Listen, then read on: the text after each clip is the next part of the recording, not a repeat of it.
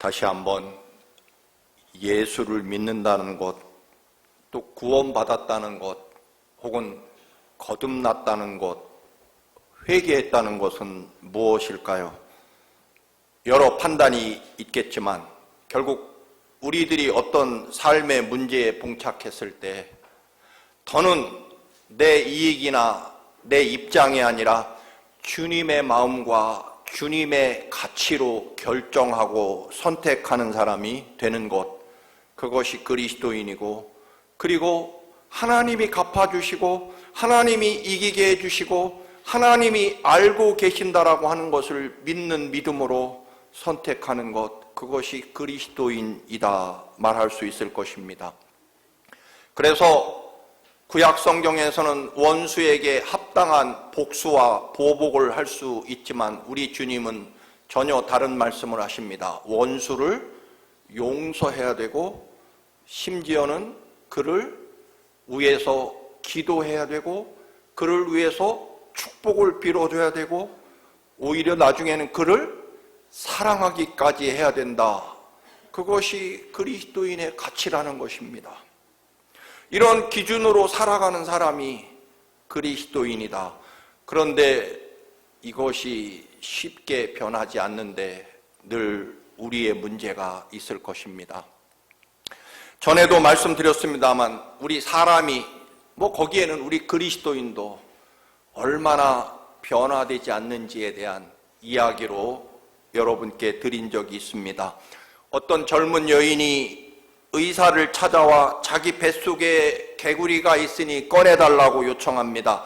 황당한 의사는 당황한 표정을 지차 여인이 설명을 합니다. 지난달 내가 등산 갔다가 길을 잃고 헤매다가 너무 갈증이 심해서 마침 웅덩이에 물을 실컷 마셨다고 합니다. 그런데 마시고 보니 그 웅덩이에 막 알에서 부화된 작은 올챙이들이 그 웅덩이에 득실거리고 있었습니다. 그런데 이즈음 견디지 못할 만큼 배가 아프고 잠만 자려고 하면 뱃속에서 개구리 울음소리가 들린다는 것입니다. 결국 옹달샘 물을 마실 때 올챙이도 같이 마셨고 그 올챙이가 개구리가 되어서 내 몸 온 안을 지금 돌아다니고 있다라는 이야기입니다. 의사 선생님이 그것은 아무리 의학적으로 과학적으로 불가능한 일입니다. 혹시 올챙이가 아주머니 뱃속에 들어갔어도 이미 다 녹아서 소화되고 몸속으로 배출된 지 오래입니다라고 설명해줘도, 아니 내 배에서 지금 아프고 개구리 소리가 지금 들린다는데 무슨 소리냐라고 거절을 합니다. 결국 의사 선생님은 하는 수 없이 엑스레이도 찍어주고 초음파 검사도 하고 위 내시경 검사도 해주며 설명했지만 소용없었습니다. 무조건 개구리를 꺼내달라는 것입니다. 의사 선생님은 하는 수 없이 수술하는 척하면서 미리 준비해둔 개구리를 보여주자 기뻐하며 안심하고 돌아갔다는 이야기입니다. 문제는 이야기는 여기서 끝나지 않죠. 여러분, 몇 달 후에 그 여인이 또 찾아옵니다. 지난번 개구리를 꺼낸 건 맞는데 그 개구리가 그만 제 뱃속에 알을 낳았던 모양입니다. 그 알이 부화가 돼서 큰 개구리가 되어서 또 돌아다니니까 또 개구리를 꺼내달라는 것입니다. 이것은 내과나 외과적 문제가 아니라 정신과적 문제일 것입니다. 그런데 여러분, 이 우리 몸속에 돌아다니는 개구리는 과연 무엇일까요? 결국 우리의 고집과 우리의 교만과 심지어는 우리 속에 쌓여있는 미움이나 증오일 것입니다. 결국 내 생각대로 돼야만 직성이 풀리는 그 변하지 않는 성격을, 우리가 변화된다라고 하는 것이 얼마나 어려운 일인가를 이야기해주는 비유일 것입니다. 이 시대에 결국 우리는 처음 신앙, 첫사랑, 첫 믿음을 회복하고자 창세기부터 시작해서 출애굽기와 그리고 신약에서 마태복음을 묵상하고 있습니다. 때로는 피곤하고 때로는 억지로 습관적으로 또는 직업이 목사이다 보니까 새벽 기도를 하게 됩니다. 그런데 이 즈음 또 가끔씩 억지로 하는 새벽 기도가 내 생명과 삶에서 얼마나 소중한 축복이며 은혜인지를 깨닫게 됩니다. 여러분, 세상을 살면서 하지 않으면 안 되는, 억지로라도 해야 되는 일이 많습니다. 그런데 놀라운 것은 이것을 잘하면 정말 우리 삶에 위대한 축복으로 다가오게 된다라고 하는 것입니다. 예를 들면 학생이 공부를 하기 좋아하는 사람은 거의 없을 것입니다. 그럼에도 불구하고 억지로라도 공부를 하면, 혹은 음악하거나 미술하는 학생이 정말 억지로라도 연습을 게을리하지 않으면 그들의 삶은, 그들의 미래는 대단히 복된 삶이 될 것입니다. 마찬가지로 우리 그리스도인들이 늘 기쁘고 감격이 넘치고 은혜가 넘치는 주일 성수나 예배가 되는 것은 아닐 것입니다. 그럼에도 불구하고 여러분, 우리가 그리스도인이기 때문에 때로는 기쁨이 전혀 없이 억지로라도 성경 말씀을 읽고 예배에 참여해야 되는 이유가 그 억지로 하는 것 속에도 하나님의 놀라운 축복과 은혜가 담겨 있기 때문입니다. 지난주 마태복음 6장에 주님께서 우리에게 가르쳐 주신 기도, 너희는 이렇게 기도하라는 주님의 기도, 정말 수도 없이 평생을 외웠고 또 강해도 했지만 또 다른 새로운 은혜를 새벽 기도 시간에 깨닫게 되었기 때문입니다. 너희는 사람에게 보이려고 신앙생활 하지 말라. 또는 너희는 사람 들으라고, 또는 너희 욕망을 채우기 위해 기도하지 말고 이제부터는 이렇게 기도하라고 주님이 가르쳐 주십니다. 기도라고 하는 것은, 우리 신앙의 목표라고 하는 것은 내 소원이나 내 욕망을 채우는 것, 그것은 아주 작은 단계이고, 우리들의 기도와 신앙의 목적은 하나님의 이름이 이 땅에서 거룩하게 존귀하게 여김을 받게 되는 세상, 그리고 이 땅에서 하나님의 나라가 이루어져서 하나님 아버지께서 왕이 되셔서 이 세상을 다스리는 그때, 그 나라가 될 때 우리 사람에게도 진정한 생명과 구원이 임하게 된다라고 하는 사실입니다. 그래서 하나님, 우리 인간에게 맡긴 이 세상, 나날이 과학이 발달하고 문명이 발달해도 여러분, 그 결과는 바벨탑을 쌓는 것에 불과하고, 결국 문명과 지식과 과학이 발달할수록 오히려 더 극심한 타락으로 이 사람은 나아가고, 인간에게 자유가 주어지면 주어질수록 더 썩어질 욕망으로 가득 채워지는 세상, 과학이 발달하니까 훨씬 더 많은 전쟁으로 엄청난 인명이 죽어가고 파괴되고, 자유가 주어지니 결국 인간은 이기심과 또는 민족 간의 자기 민족만 최고라고 하는 민족주의, 세대와 지역 갈등, 경제적인 불평등이 점점점 심해질 뿐입니다. 그래서 주님이 우리에게 가르쳐 주시는 주님의 기도의 근본 핵심은, 먼저는, 그래서 하나님 아버지, 저희가 이렇게 기도합니다. 우리들에게 맡겨진 이 세상, 결국 이기심과 죄악과 원망과 불평, 증오로 가득 찰 수밖에 없습니다. 우리들의 부끄러움과 죄악을 주님 하나님 아버지 용서해 주시고, 우리들을 절대로 포기하지 마시고 하나님의 뜻과 하나님의 나라를 하나님 아버지께서 꼭 이루어 주시옵소서.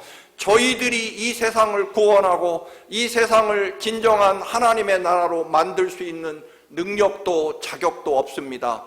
오히려 우리는 죄악으로 가득 찬 인생이기 때문에 하나님 보시기에 너무나 부끄럽고 죄송하지만, 아버지 하나님, 절대로 우리를 포기하지 마시옵고 하나님의 은혜와 능력으로 이 세상에서 하나님 아버지의 이름이 가장 존귀하게 여김받는 세상, 그리고 하나님의 뜻이 이루어지는 이 세상을 하나님 아버지께서 만들어 주시옵소서. 우리들에게 맡기지 마시고 하나님 아버지께서만이 하실 수 있습니다. 아버지, 우리의 부족함을 용서해 주시고 하나님 아버지만큼은 우리를 포기하지 마시고 이 세상, 하나님이 가장 존귀하게 되는 세상, 하나님의 나라가 이루어지는 세상을 아버지께서 꼭 만들어 주셔야 됩니다. 그래야만 우리는 살 수 있고 희망이 있기 때문입니다 라는 것이 주기도문의 첫 번째 내용이고, 두 번째로는 하나님 나라와 하나님의 이름이 가장 존귀하게 여겨지는 세상이 돼야 우리가 사는데, 그걸 우리들이 만들 수 있는 능력이 없어서 아버지께서는 또다시 아들 예수 그리스도를 이 땅에 보내셔서 십자가에 우리 모든 인류의 부끄러움과 죄악을 그에게 대신 지우셔서 십자가에 죽게 하심으로 우리를 구원하신 그 사랑, 주님 십자가가 아무리 고통스럽고 어려워도 우리를 살리시기 위하여 포기하지 말아 주십시오. 아버지께서 죄송하지만 십자가를 끝까지 지고 우리의 죄를 용서해 주셔야만 우리가 살 수 있기 때문입니다 라는 기도입니다. 세 번째 내용은 하나님의 나라가 예수 그리스도로부터 시작되었고, 이제 제자들과 저희들도 예수 그리스도를 따라 하나님의 나라와 하나님의 이름이 가장 존귀하고 거룩하게 여겨지는 그런 세상을 만들기 위해 우리도 주님 뒤를 따를 터인데, 그렇게 살다 보면 결국 2000년 전에는 사회와 나라에서 추방되고 쫓겨나고 결국 도망쳐야 되고, 그리고 나중에는 로마시에서는 로마 공동묘지 지하에 땅굴을 파고 그 속에서 살아가야 되는 그리스도인들, 카타콤베 지하, 무덤 지하에 도시를 건설하고 그곳에 숨어 살 수밖에 없는 그리스도인들. 그런데 아니면 머나먼 사막, 터키의 갑바도기아라는 사막 동굴 속에서 짐승처럼 살아야 되는 그리스도인의 삶.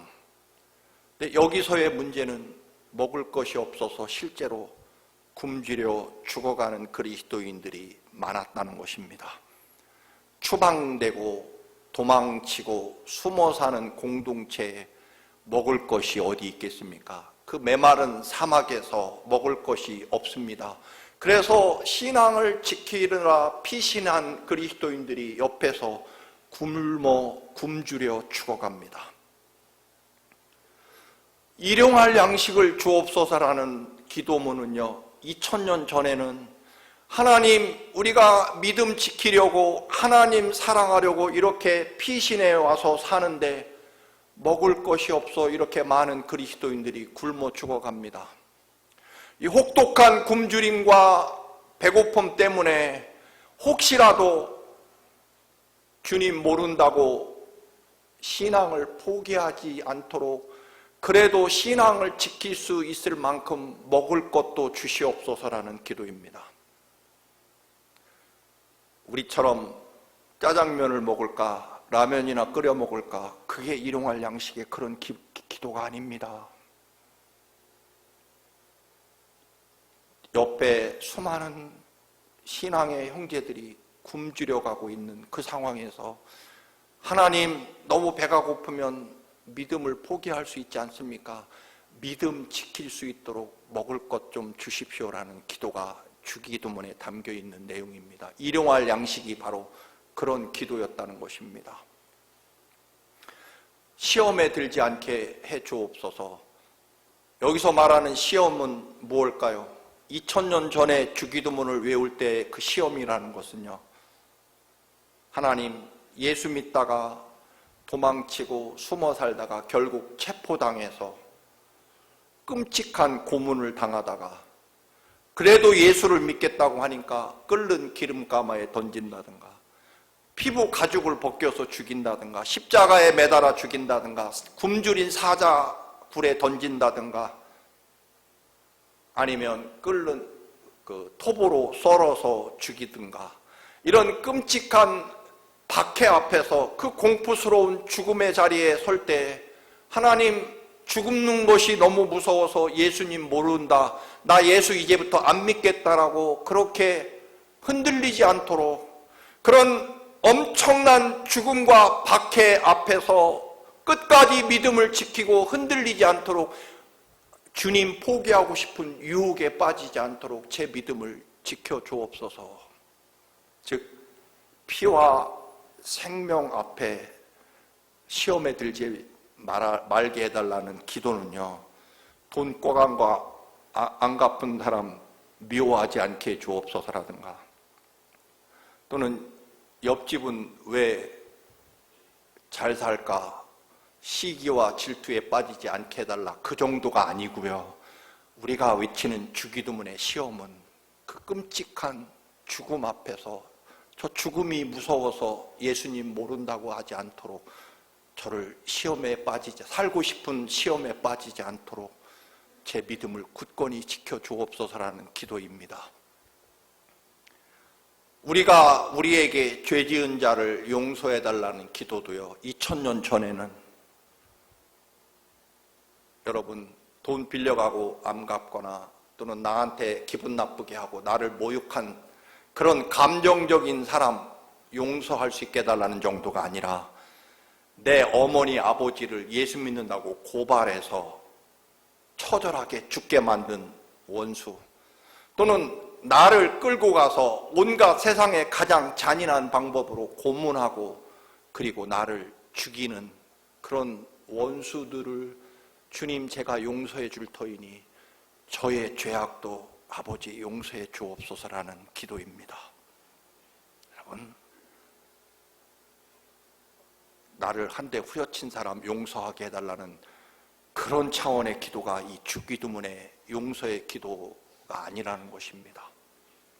결국 우리가 늘 외우는 주기도문, 여러분 예배를 마칠 때 목사가 없거나 그냥 마치자니 왠지 여러분 밋밋하고 어색하니까 우리 주기도문으로 예배를 마치고 모임을 마치겠습니다 하는 그런 주문이 아니라는 것입니다. 2000년 전에는요, 제자들, 그리스도를 따르는 사람들의 피와 죽음이 담겨 있는 기도문이라는 것입니다. 이렇게 기도하라는 것입니다. 유대인들이 자기 삶을 하나님께 드리고 하나님께 순종한다는 말, 그 의미를 유대인들은 어느새요, 흔히 전해지는 613가지의 율법 조항을 어떻게 세밀하게 잘 지키는가가 하나님 사랑하는 것이라고 믿었다는 것입니다.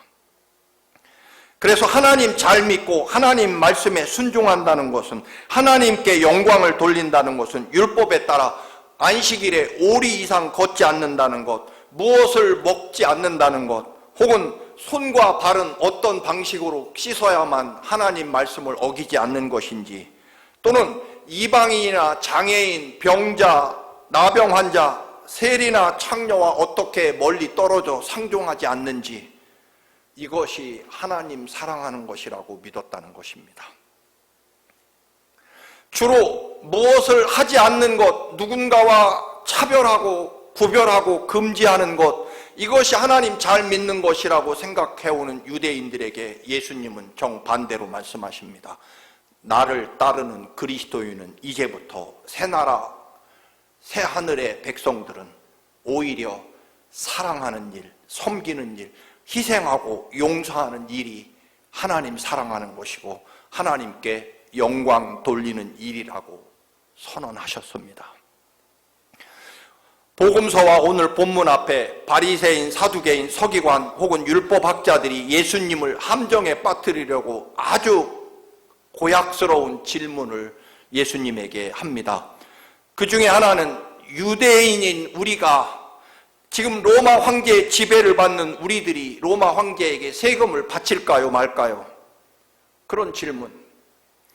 또 부활을 믿는다고 하면 7 형제와 결혼한 여인이 나중에 부활해서 누구 부인입니까? 라는 이런 악의적인 질문을 예수님께 합니다. 어떻게 하든 주님을 함정에 빠뜨리려는 질문이었습니다. 물론 주님은 이런 질문에 오히려 하나님 아들로서의 권세를 가지고 대단히 멋지게 이 질문을 대답하시고 해결하십니다. 그런데 오늘 예수님을 찾아와 질문하는 서기관은 아마도 진심으로 예수님을 존경하고 또 정말 알고 싶어서 순수한 마음으로 선생님, 하나님을 섬기는데 가장 중요한 계명은 무엇입니까? 가장 중요한 첫 번째 계명은 무엇입니까? 라고 묻습니다. 주님은 그 서기관의 진심을 아시고 신명기 6장 6절에서 9절의 말씀으로 오늘 본문에 대답하십니다. 오늘 본문의 29절에서 31절까지의 말씀입니다. 함께 여러분께 읽어드립니다. 다시 한번. 첫째는 이것이니 이스라엘아 들으라.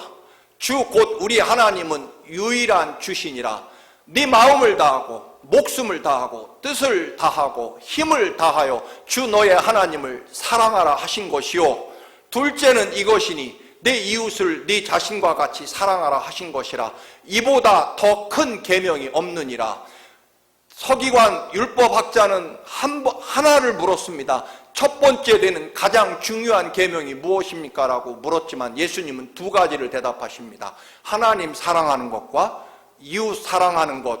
그런데 이것이 가장 큰 계명이라고 말씀하십니다.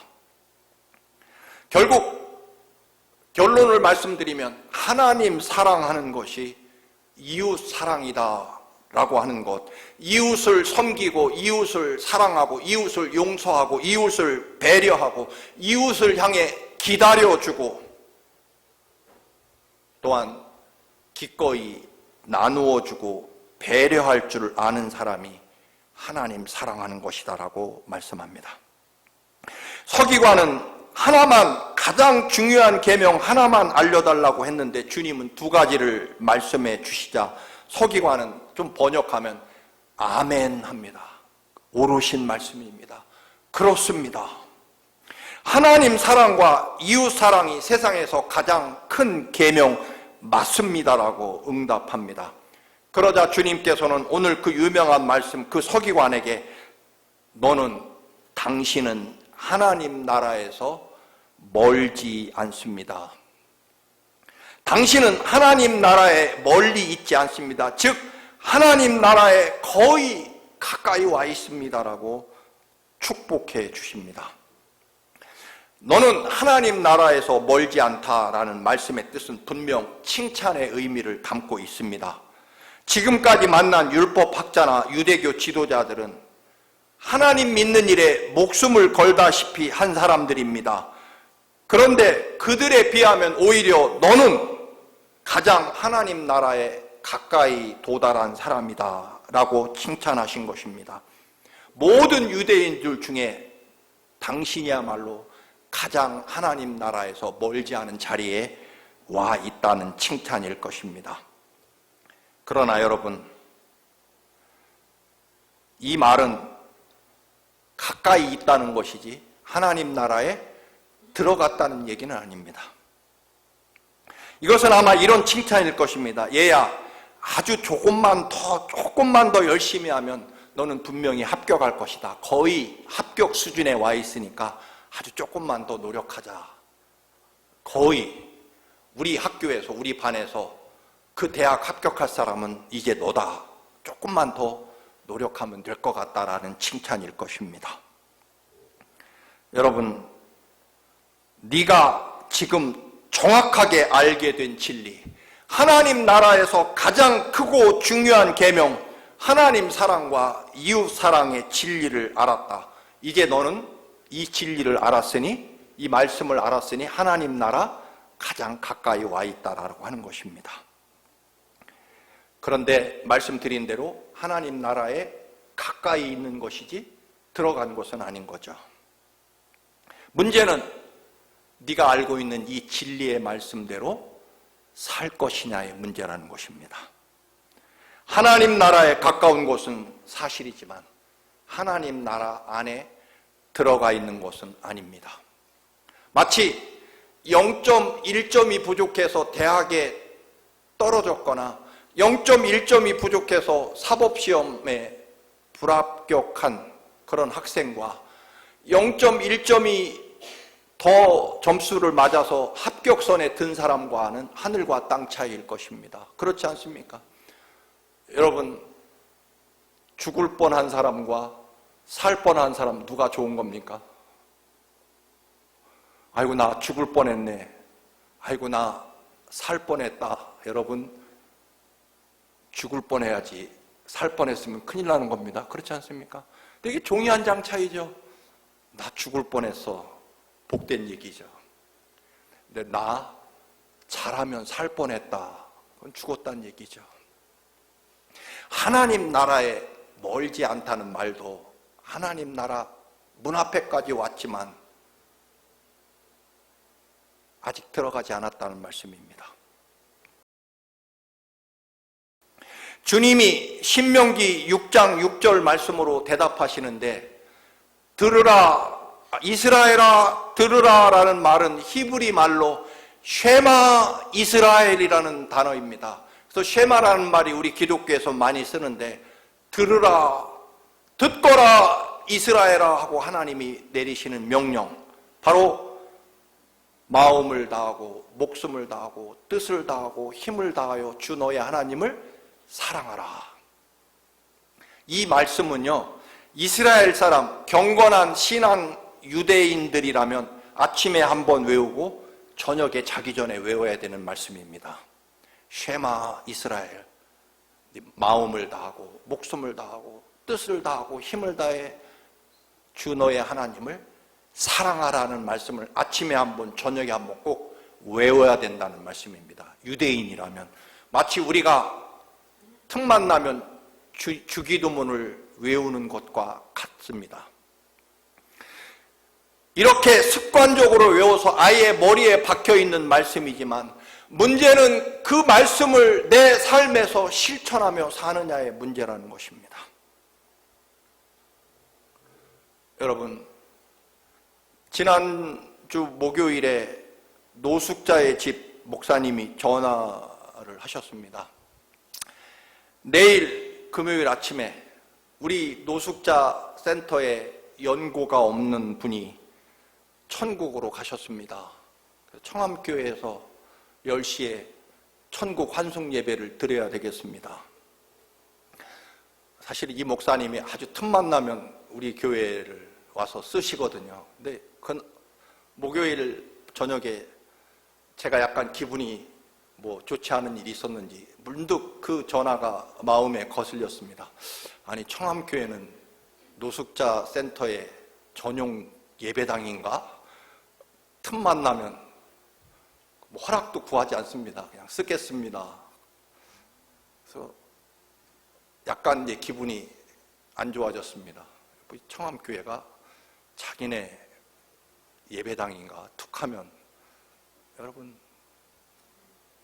왜냐하면 사실은 그런 예배 한 번 있으면 여러분 백큐음도 해야지, 창문도 열어야지, 청소도 해야지, 마이크도 켰다 꺼줘야지, TV도 껐다가 켜줘야지, 또 안 된다고 하면 부르면 또 내려와서 또 해줘야 되죠. 여러분, 그게 사실 만만한 일은 아닙니다. 근데 여러분, 그래서 울컥 짜증을 내다가 정말 통렬하게 회개했습니다.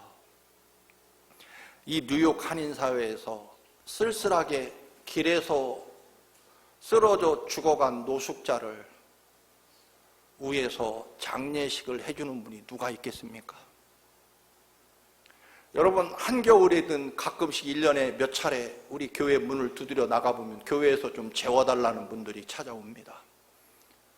그때마다 저는 편하게 노숙자 센터에 전화해서 모셔다 드리거나 모셔가라고 합니다. 여러분, 그 혹독한 추위에 길바닥에서 자게 되는 우리 한인 노숙자들을 누가 돌볼 수 있겠습니까? 그런데 그 잠깐 청소하고 무슨 TV 끄네, 마이크 켜네, 부르면 내려오네, 이거 귀찮다고 하는 너는 누구냐? 라는 음성이 들려왔습니다. 너는 강단에서 이웃을 내 몸처럼 사랑하라고 수천 수만 번 외치는 목사, 설교하는 목사가 맞느냐라는 음성입니다. 그래서 사실 그때 떠오른 말씀이 오늘 말씀입니다. 근데 차 목사, 너는 하나님 나라에서 멀지 않은 게 아니라 한참 멀었다 이놈아 라는 그런 음성이 들려왔다는 것입니다. 여러분, 하나님을 사랑한다는 것을 우리는 굉장히 심리학적으로 생각하고 판단합니다.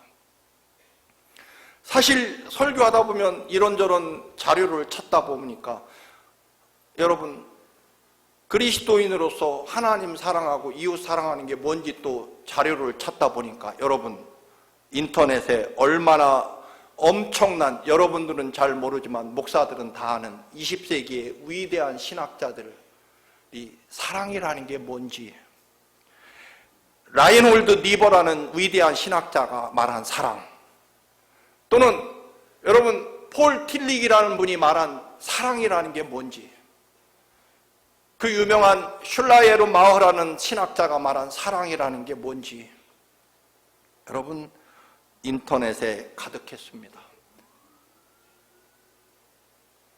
그리고요, 그 뒤에 이어서 오늘날 이 시대 그리스도인들이 얼마나 이웃 사랑을 외면하고 빛과 소금의 역할을 감당하지 못하는지 비판하는 글이 정말 수억 개는 줄줄이 들어 있습니다. 거기서 저도 하나 깨달은 것이 있습니다.